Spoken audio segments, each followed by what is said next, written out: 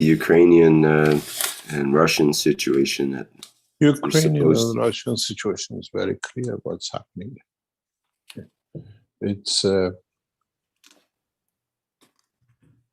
think I try to keep out of this situation because we know more than you do. And we understand what's happening in the background. You will see the new movement, new actions, new interactions. It's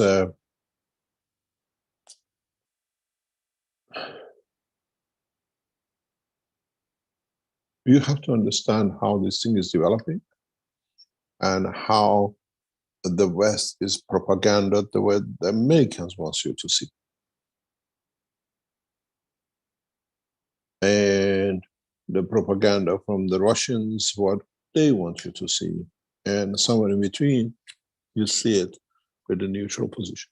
You have to understand, whenever we gave the work to actors and comedians and footballers, we always run into relation with bankruptcy and problems.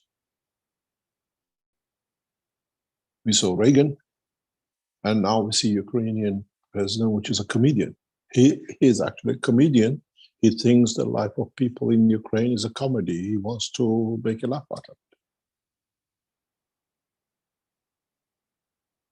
He never understood the power of politics, what it means, and he just played a game of what I call cartoons with his nation.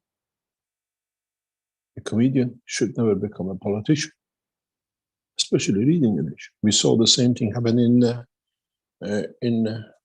Liberia.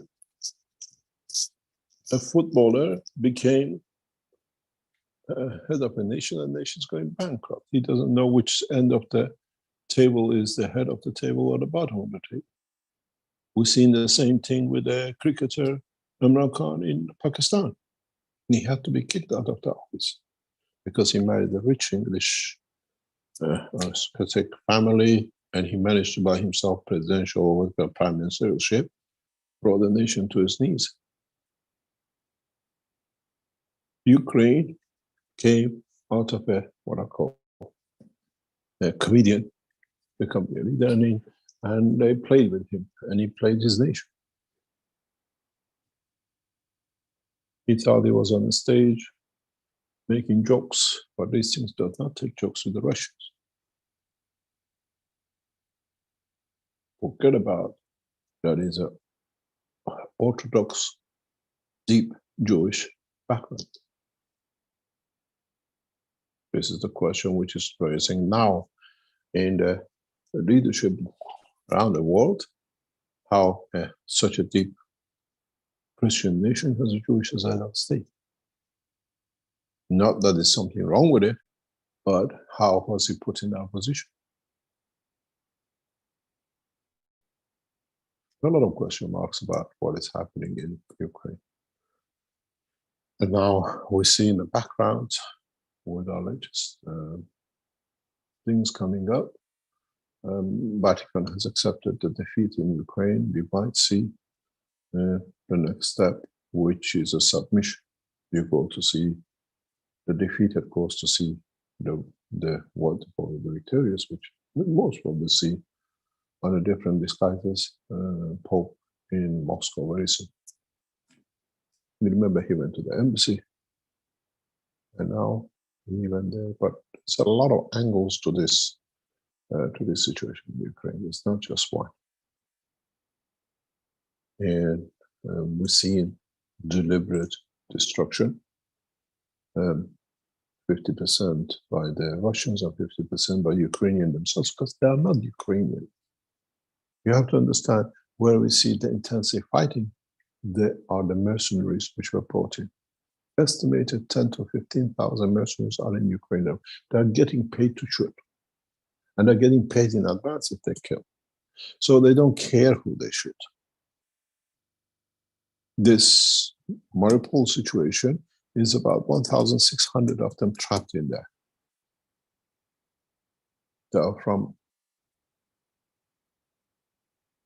Albania, they are from some from Far East, down from North Africa. It's a business game, but they don't tell us on that side. There is another 9 to 11,000 of them on the west side, waiting, ready to get engaged with the Russians. This multiple situation you see going step by step is trained mercenaries. They come to earn money. It doesn't matter what happened to the nation. And they are blowing everything up. It's been given ammunition, do what you like.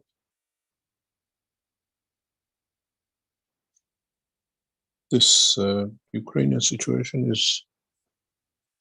is not what they made us to see in the West. It's much more deeper. It's got everything now involved in. They're testing the latest systems.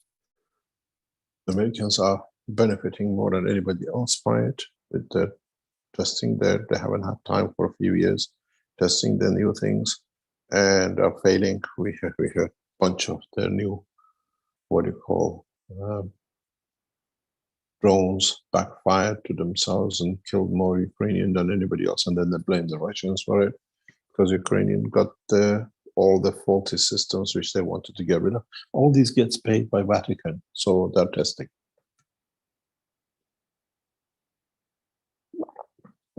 Peace in Ukraine is a long way from what you call it peace. This will come when Pope signs the defeat of Vatican in this position. As are financing it. Every bullet, every mercenary, every wages is underwritten by Vatican.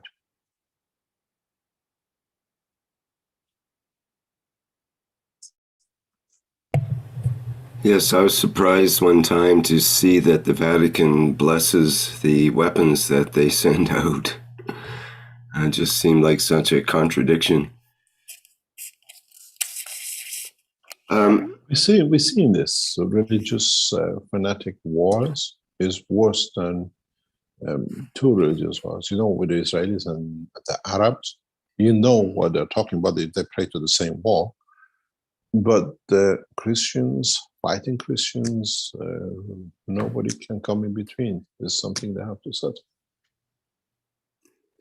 I see that there's a news item in the last 2 days that the Pope is wanting to visit Putin. What do you think about that? I've seen this headline, but our sources in Vatican tell us it's already been arranged. They have to talk to be able to do it. You got to understand, you have cornered, or the West things have cornered Russia, but we in the West will pay heavily for this job with our lifestyles. We've seen gas has gone up by 7 times in Western Europe.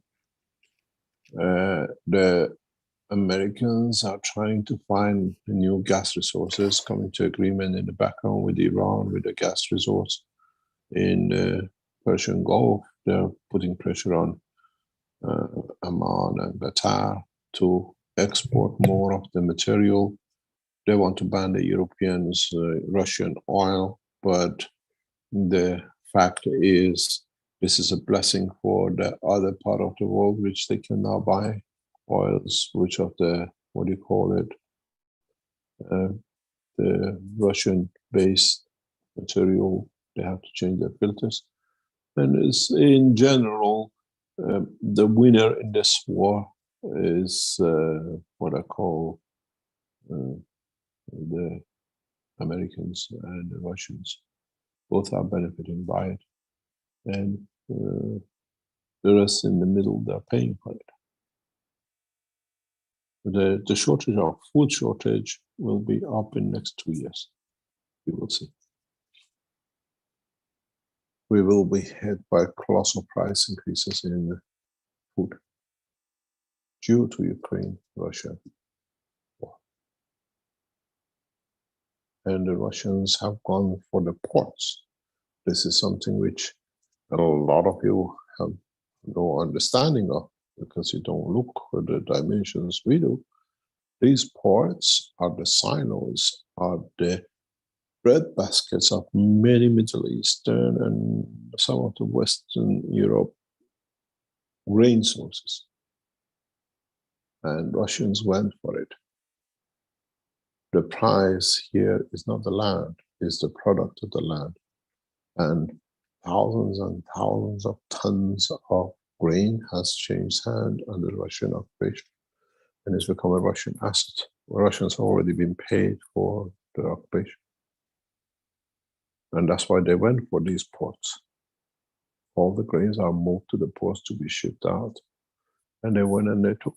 And that's why they're fighting in the, what they call the port areas, because they can handle everything else, but railways are on the head, and to stop the guns and bullets moving, the ports are there because all the grains have been moved, they're sitting in there. Ukraine is a breadbasket of oil and grain for many, many nations, and they got their hands on it. And it doesn't mean it's going to be shortage, it's just that there's another boss in the office, but the same grain is sold in the accounts of, and they'll never come back. It's become national assets of Russia. And as we hear now, even the farmers are encouraged to farm in the field. Battlefields is in the big cities we see, they want to show their life in other parts carries as normal, and they'll pay the works or whatever, the same as the Russian way in olden days to harvest the land. We don't see all of it, we just see a few pictures they choose us to see in the West.